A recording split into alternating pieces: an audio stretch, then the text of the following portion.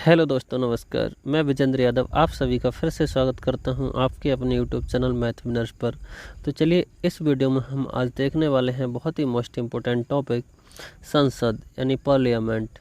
तो आज इस वीडियो में हम समझेंगे पार्लियामेंट में कितने सदस्य होते हैं, पार्लियामेंट किन किन से मिलकर बनता है, लोकसभा से कितने सदस्य आते हैं, राज्यसभा से कितने सदस्य आते हैं, और राज्यों से कितने सदस्य होते हैं, और केंद्र शासित प्रदेशों से कितने सदस्य आते हैं। इन सभी के बारे में विस्तार से समझेंगे। तो चलिए बने रहिए वीडियो के अंत तक। अभी तक चैनल को सब्सक्राइब नहीं किया तो चैनल को सब्सक्राइब कर लीजिए, वीडियो को लाइक कीजिए, दोस्तों के साथ शेयर कीजिए। तो चलिए करते हैं वीडियो को प्रारंभ। सबसे पहले समझते हैं संसद। अगर संसद की हम बात करें तो संसद 3 चीज़ों से मिलकर बना होता है। एक होता है राज्यसभा, एक होता है राष्ट्रपति, और तीसरा होता है लोकसभा। राज्यसभा को हम उस सदन भी कहा जाता है। इस राज्यसभा को उस सदन इसलिए कहा जाता है क्योंकि राज्यसभा कभी भी विघटित नहीं होती है, और राज्यसभा के प्रत्येक सदस्य का जो कार्यकाल होता है वो 6 वर्ष होता है। आपको ये प्रश्न बहुत इंपॉर्टेंट है। उसके बाद राष्ट्रपति आता है लोकसभा। लोकसभा को निम्न सदन भी कहा जाता है। लोकसभा को निम्न सदन इसलिए कहा जाता है क्योंकि लोकसभा क्या है, विघटित हो जाती है प्रत्येक 5 वर्ष के बाद। तो अब बात कर लेते हैं राज्यसभा से कितने सदस्य होते हैं, कितने अधिकतम हैं, वर्तमान में कितने हैं। तो बात करें राज्यसभा के अधिकतम सदस्यों की, तो राज्यसभा से अधिकतम सदस्य होते हैं वो होते हैं 250। 250 में कौन कौन शामिल होता है, तो 12 होते हैं मनोनीत, जिन्हें राष्ट्रपति मनोनीत करते हैं।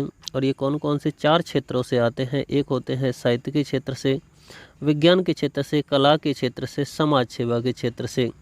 दूसरे होते हैं 250 में निर्वाचित। ये अधिकतम वाली बात कर रहे हैं। तो निर्वाचित कितने हो सकते हैं, अधिकतम निर्वाचित हो सकते हैं 238। और 268 में कहाँ से, अगर यहाँ पर बात करें तो हमारे यहाँ पर 2 तरह के राज्य हैं। एक हैं राज्यों से कितने आते हैं, 234 राज्यों से कितने आते हैं, 234। और केंद्र शासित प्रदेशों से आते हैं कितने, 4। केंद्र शासित प्रदेशों से कितने आते हैं, 4। और यहाँ से 234, तो ये बन जाता है कितना, 238।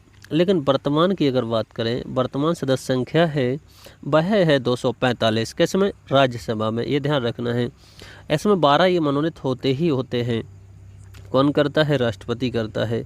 लेकिन अभी वर्तमान में निर्वाचित सदस्य हैं 233। 233 में अगर बात करें तो ये कहाँ से, राज्यों से कितने आए हैं, तो राज्यों से है 229। और केंद्र शासित प्रदेशों से हैं कितने, 4। अब बात करते हैं केंद्र शासित प्रदेशों में कौन कौन से केंद्र शासित प्रदेश से। तो दिल्ली से अगर बात करें तो दिल्ली से कितने हैं, 3। और पुदुचेरी से कितने हैं, 1। तो ये बन जाते हैं कितने, 4। यानी केंद्र शासित प्रदेशों से अभी वर्तमान में कितने निर्वाचित सदस्य हैं, तो 4।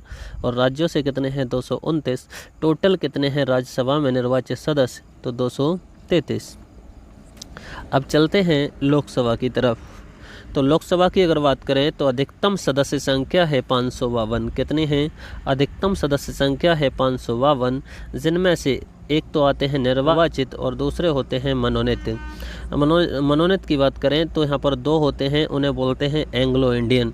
अच्छा, क्या आप किसी को पता है कि एंग्लो इंडियन कौन होते हैं? तो मैं आपकी जानकारी के लिए बता दूँ, एंग्लो इंडियन वो व्यक्ति होते हैं जो स्वतंत्रता के बाद या फिर स्वतंत्रता से पहले जिनकी माता तो कहाँ की थी, इंडिया की रहने वाली थी, लेकिन उनका पिता कोई अंग्रेज़ था। तो ऐसे व्यक्ति जिनकी माता तो एक इंडियन हो और पिता कौन हो, अंग्रेज़ हो, तो उसे क्या बोलते हैं, एंग्लो इंडियन। जो कि लोकसभा में कितने मनोनीत किए जाते हैं इस तरह के व्यक्ति, 2। कौन करता है, राष्ट्रपति करता है। अब बात करें निर्वाचित कहाँ से होते हैं, तो राज्यों से होते हैं 530। और केंद्र शासित प्रदेशों से कितने होते हैं लोकसभा में, 20। समझ लेते हैं वर्तमान स्थिति क्या है। तो वर्तमान सदस्य संख्या है 545, जबकि अधिकतम कितने हैं, 552। तो वर्तमान में बात करते हैं निर्वाचित कितने हैं और मनोनीत कितने हैं। तो निर्वाचित की अगर बात करें तो निर्वाचित 2 जगह से आते हैं। एक तो आते हैं राज्यों से, दूसरा केंद्र शासित क्षेत्रों से। तो अभी वर्तमान में राज्यों से निर्वाचित हैं 530 और केंद्र शासित प्रदेशों से निर्वाचित हैं 13। कितने हैं, 13।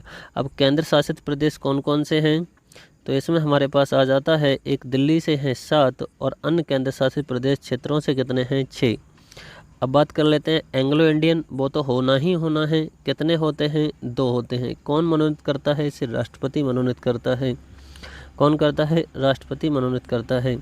तो देखिए मैंने आपके लिए संसद का संक्षिप्त वर्णन बहुत ही आसानी से समझा दिया है और पूरे चैप्टर में यही पूरा जितना है मोस्ट इम्पोर्टेंट है। यहाँ से आपसे प्रश्न बन सकता है, बताइए राज्यसभा में अधिकतम सदस्यों की संख्या हो सकती है कितनी? तो आपको 250।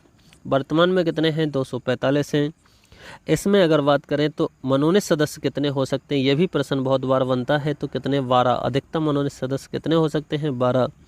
ये कौन कौन से क्षेत्रों से आते हैं? तो ये 4 क्षेत्रों से आते हैं, साहित्य, विज्ञान, कला और समाज सेवा। साहित्य, विज्ञान, कला और समाज सेवा। निर्वाचित 238। तो इस तरह के बहुत से यहाँ से प्रश्न बन सकते हैं जिन्हें आपको याद रखना है। ऐसे ही पूछ सकता है लोकसभा में अधिकतम सदस्य संख्या 552, वर्तमान में 545। लोकसभा का दूसरा नाम है निम्न सदन। इसके प्रत्येक सदस्य का कार्यकाल होता है 5 वर्ष, यानी जो हमारे कौन होते हैं? सांसद होते हैं, वो क्या होते हैं? लोकसभा के सदस्य होते हैं। और ये क्या होते हैं? राज्यसभा राज्यों से बनकर जाते हैं। राज्यसभा के सदस्य होते हैं वो राज्यों से जाते हैं। राष्ट्रपति आप जानते हैं, राष्ट्रपति की अगर बात करें, संवैधानिक वर्णन करें तो इसका अनुच्छेद 52 में कहा गया है भारत का एक क्या होगा? राष्ट्रपति होगा। इसी तरह से आगे दिया है, वर्णन दिया है राष्ट्रपति का। 53 में दिया है संघ की कार्यपालिका शक्ति राष्ट्रपति में निहित होगी। और इसके बाद क्या है? निर्वाचन मंडल दिया है 54 में। इसी तरह से आगे भी दिया है। तो मैं समझता हूँ आपके लिए संसद के बारे में सब कुछ बहुत ही आसानी से समझ में आया होगा। तो वीडियो अच्छी लगी हो तो प्लीज़ चैनल को सब्सक्राइब कर दीजिए और अपने दोस्तों के साथ शेयर कर दीजिए। मिलते हैं नेक्स्ट वीडियो में, तब तक के लिए बाय बाय।